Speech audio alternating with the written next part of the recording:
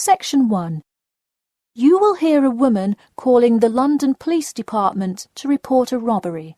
First, you have some time to look at questions 1 to 4.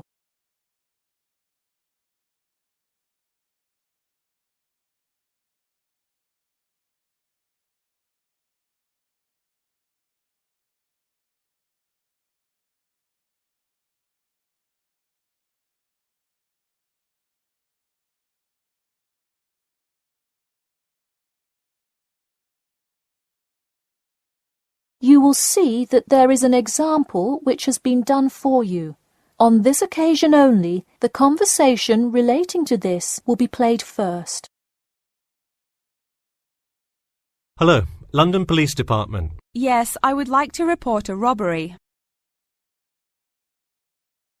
The woman says that she would like to report a robbery, so robbery has been written in the space.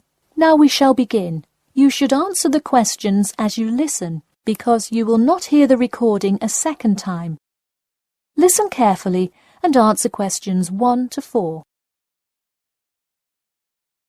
Hello, London Police Department. Yes, I would like to report a robbery. All right, just a minute while I pull up the form. OK, could you give me your first and last name? Anna Grieg.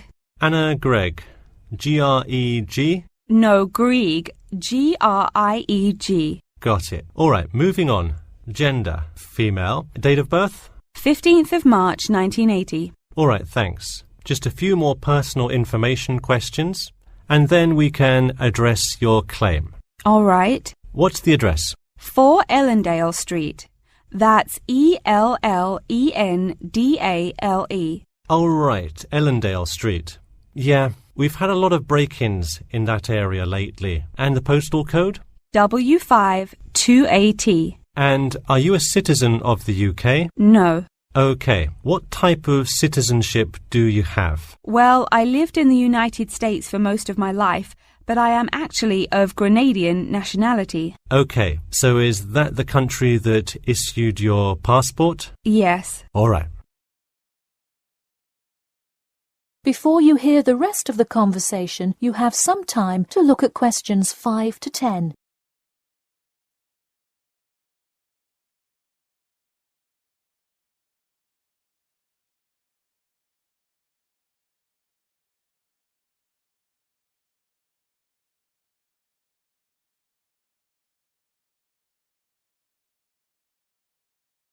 Now listen and answer questions 5 to 10. And what is the crime you're reporting? I already said a robbery. Oh, right. Sorry. This is about the 100th robbery report I've filled out today. Have you had any prior break-ins? In the building or just my flat? The unit below mine got broken into last year. No. Just your flat. Oh, then no, not here. All right. Let's see here. Can you think of anything that was out of the ordinary around your building, or anyone who may have had reason to do this? No, it seemed like just a normal evening. I didn't see anyone suspicious and can't think of anyone that would target me specifically. How long has this been your place of residence? Let me think. I moved in on February 1st and it's October, so it's been about 8 months already. Wow, time flies. And that is just for Ellendale, yeah? Yes, I have lived in the UK for just over 1 year. I see. Can you give me the first and last names of all members of the household? Actually, I live alone. OK, so no other occupants. And can you give me a brief account of what happened? I left to go to a dinner party at 6 p.m. and when I returned at 11, I found the place ransacked and a lot of my things gone. Any sign of forced entry? Yes, the back door was wide open and it looked like someone used a crowbar to force it open. I see. And just to be clear, was the door locked when you left? Of course. Hey, you would be surprised how many reports we get where people have failed to lock their doors. Now, I need you to list any missing items valued above £200. So far, I'm missing my computer, my purse with my wallet in it, and the TV. OK, let's start with the computer. What is the estimated value? £500. And what is the serial number? G41687770. Thank you. And a visual description? It is a black 13-inch PEMDAS cloud book. There is an Oxford sticker on the lid. OK, and could you give me a description of the purse? Sure, it's a Claude Frieda shoulder bag and the material is silver-coloured cloth. Price? £300. OK, that concludes my report. I'll submit it and we'll let you know of any developments. That is the end of section 1. You now have half a minute to check your answers.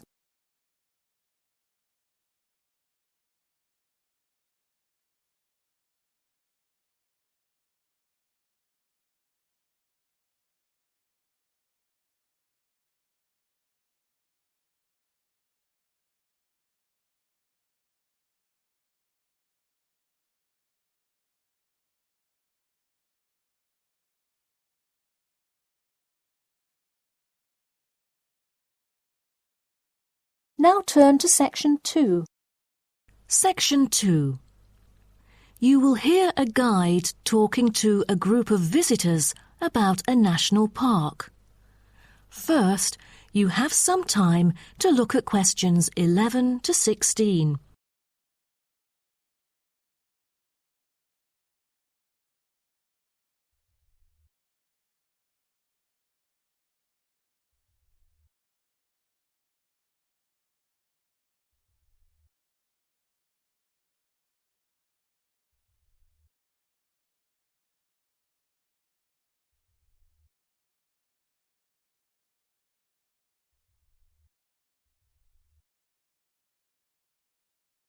Now listen carefully and answer questions 11 to 16. Welcome to Byron National Park. I am Jim Carson, your tour guide for the trip. First, I'd like to give you some basic information about the park. Covering 7,000 acres of land and spanning across 3 states, Byron National Park was established to protect the area's most spectacular scenic values. With unique geological features, natural history, and native plant and animal life, it is an ideal destination for recreation as well as research purposes. The park has a breathtaking waterfall connecting the longest river in the country, but it is most renowned for having the largest subtropical rainforest worldwide. There are many layers of tall, medium, and low vegetation growing with seasonal variations in the park. It is a place where the air seems green. Ardent hikers can find an awesome array of options here. Apart from the dense green rainforest, tourists can also hike along the mountain trail. Despite the stunning view, taking photos is not advised on the way up, I'm afraid, as one might get distracted and the narrow trail by the sheer cliff is quite dangerous.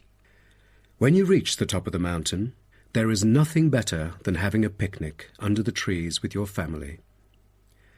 Accompanied mostly by wildlife, walkers as well as cyclists may find the bush track a good choice for having a tranquil time to themselves.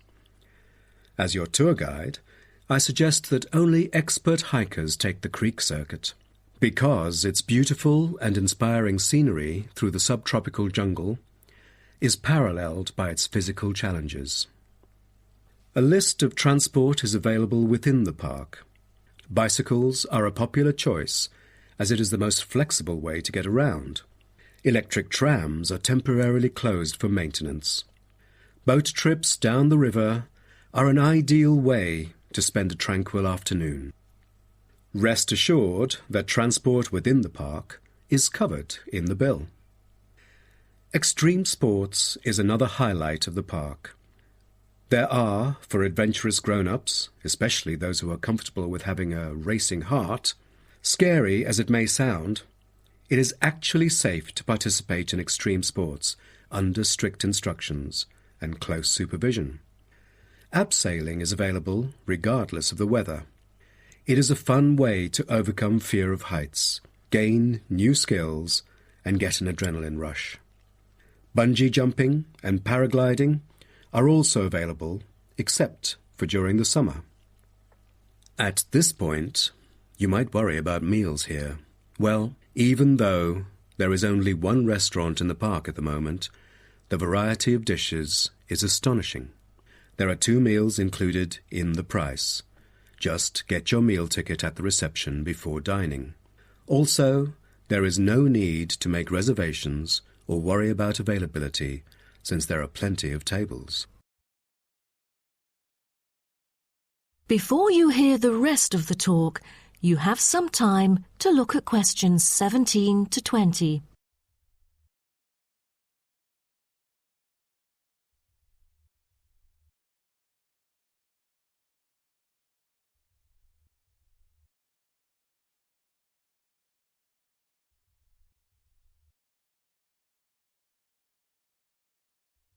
Now listen and answer questions 17 to 20.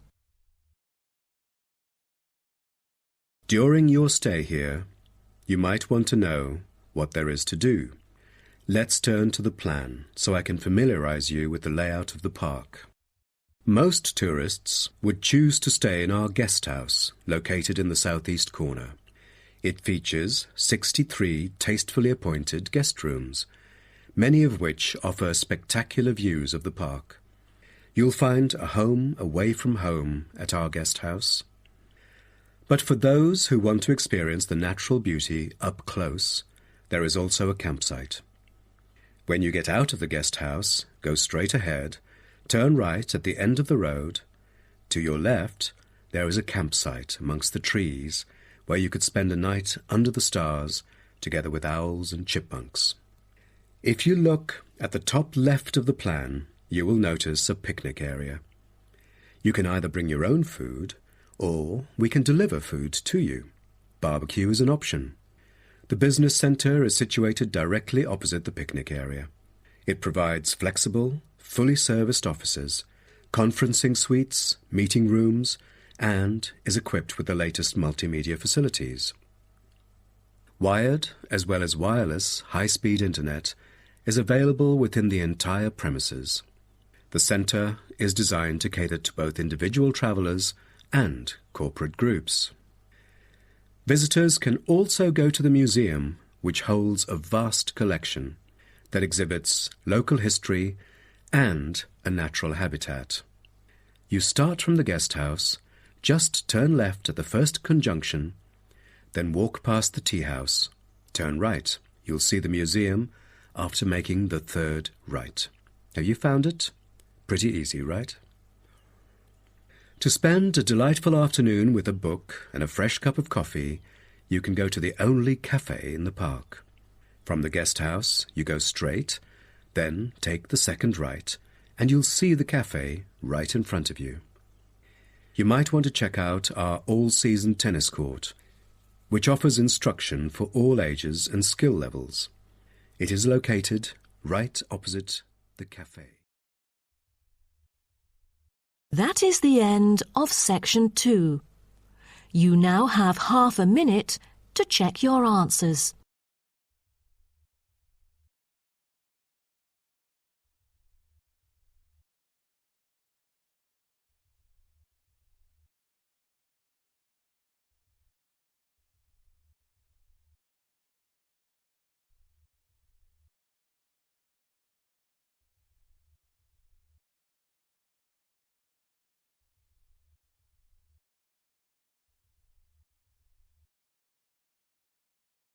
Now turn to section 3. Section 3. You will hear a conversation between 3 people about use of university computers. First, you have some time to look at questions 21 to 27.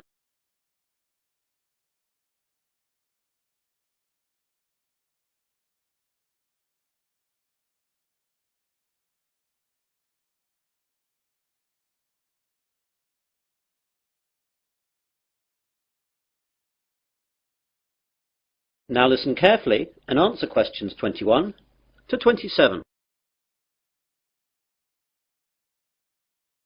Hello there, do you work in the computer room? Yes, I do. Can I help you? Well, I'm a first year and I know that I'll need to use the computer room for my work, as I don't have a computer of my own. So I thought I'd get down here and see what I have to do in order to get time on one of the university's computers. Okay, there are 4 computer labs open to undergraduates. The others can only be used by the staff and postgraduates. The names of the 4 labs you can use are Wimborne, Franklin, Salisbury and Court. Wimborne and Court are in this building, the Johnson building. Franklin is in the Computer Sciences building and Salisbury is in the library. So I can use them whenever I like? Well, you can use them, but not whenever you like.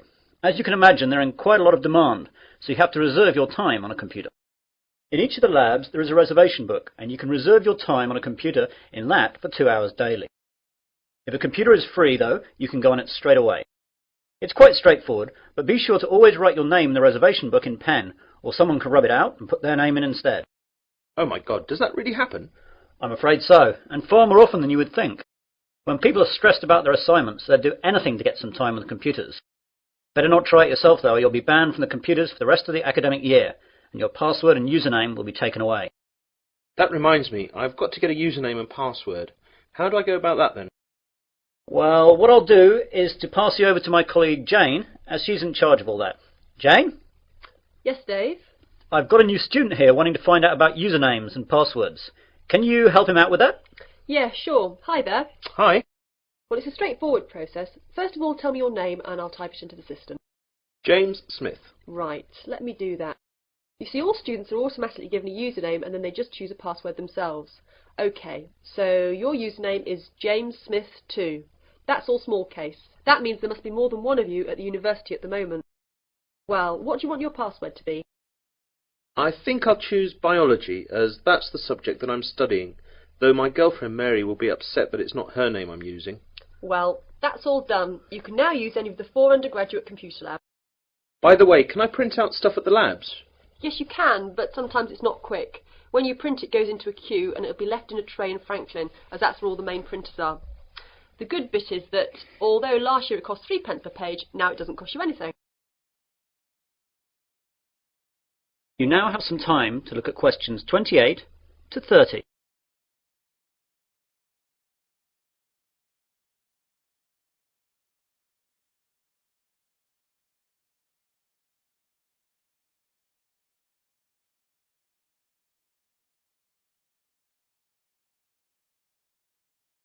Now listen to the rest of the conversation and answer questions 28 to 30.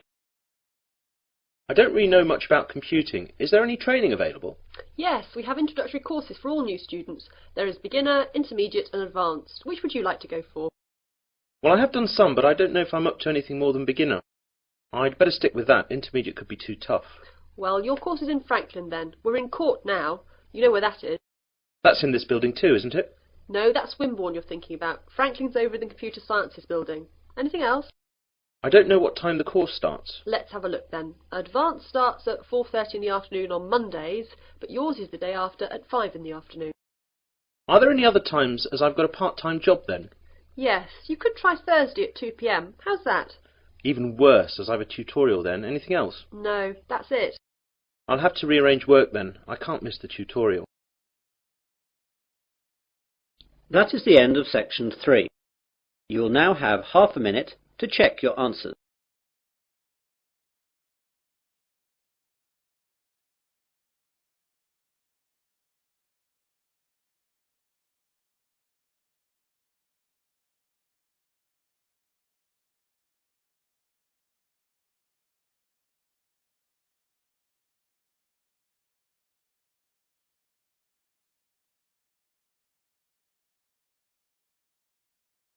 Now turn to section 4.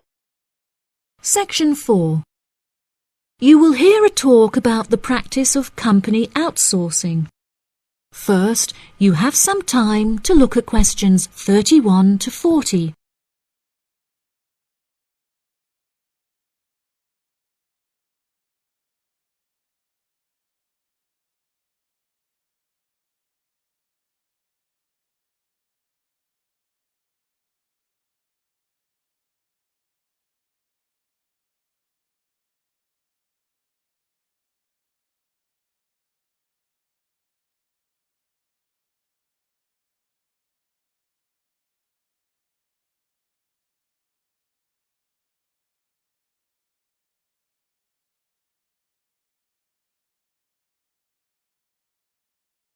Now listen carefully and answer questions 31 to 40.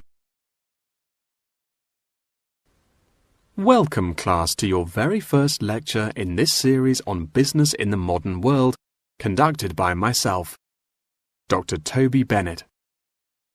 Today, we will be looking into the practice of company outsourcing, using TCP technologies as a case study. Now, for those of you who are unfamiliar with this practice, I will give you a summative definition. Company outsourcing involves the contracting of various business activities by one company to another. This practice will sometimes occur from a Western company to a party based in a third world country, the rationale being to make significant financial savings on lower international labour rates and to potentially increase quality. Now, our case study for today is TCP Technologies, a party located in India that receives outsourced tasks from Western companies. The manager of TCP Technologies is a man called Manjeet Khanna, who has personally developed a series of aims and philosophies by which the company is expected to operate. He claims that the most important of these philosophies is to create a workplace where each individual member has the opportunity to contribute their opinion to the operations of the company. That is to say that he found it important to develop a democratic environment. As a means of ensuring quality from every individual at TCP Technologies, a grading system has been developed that encourages an ethos of hard work and recognizes accomplishment. This grading of individuals is based upon a series of factors such as turnover, hours worked, and efficiency. Every month, Khanna publishes the grades on an internal website, where staff can access not only their own grades, but also compare it to others. A spirit of playful competitiveness has developed through this method, which has resulted in increased efficiency and turnover across the company. Khanna also saw it as essential to develop a culturally diverse group of employees as a means of presenting a multifaceted image that would appeal to a host of potential employees from across the globe. This cultural openness has not only increased the quantity of incoming contracted opportunities by 7%, but has also benefited the company itself significantly. A level of transparency now exists that had not before been apparent.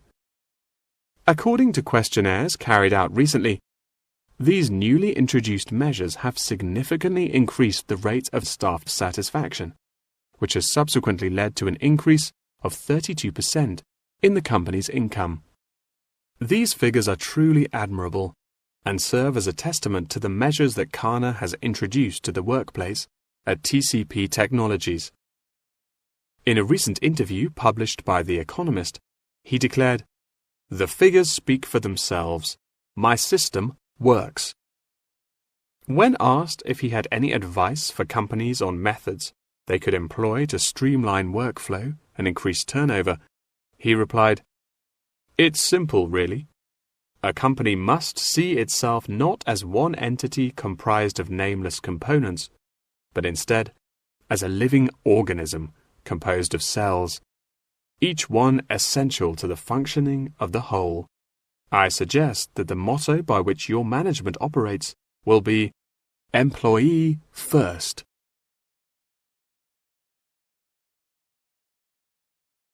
Many benefits have been reaped from the aforementioned changes in management style, such as a significant decrease in staff turnover. This improvement alone has solved many problems that had before stunted the growth of the company. A lot of these improvements came from the realization that the solution does not have to be produced internally, but can come from any other company. The grading system also immeasurably enhanced the dynamics of the company. The fact that this measuring system is solely produced for staff members and inaccessible by management means that it cannot be used as a judging criterion for promotion. It has proven itself a relaxed and informal means of stimulating workflow. When asked about specific features of his managing style, Khanna mentioned that it is important for him to respond personally to any complaints filed by staff members. Having found the existing complaints process slow and ineffective, he introduced a new online system that created a direct line of communication between Canna and all employees of the company. The complaint form, dubbed by Canna as a ticket, eradicates the middleman, is easily accessible to all employees online, and has an interface that can be instinctively navigated. Any staff-related complaint, such as those relating to air conditioning and food quality, can be submitted directly to Canna via this online system. Entitlement to vacation is also a popular issue discussed through this forum. The main benefit of using this system is that staff must include their personal details on the ticket before they are able to submit it. In the past, anonymous complaints had been the root of much confusion and caused many wasted work hours, so the new system has put a ban on this form of complaint. That wraps up the lecture for today. Please remember that attendance is mandatory. That is the end of section 4. You now have half a minute to check your answers.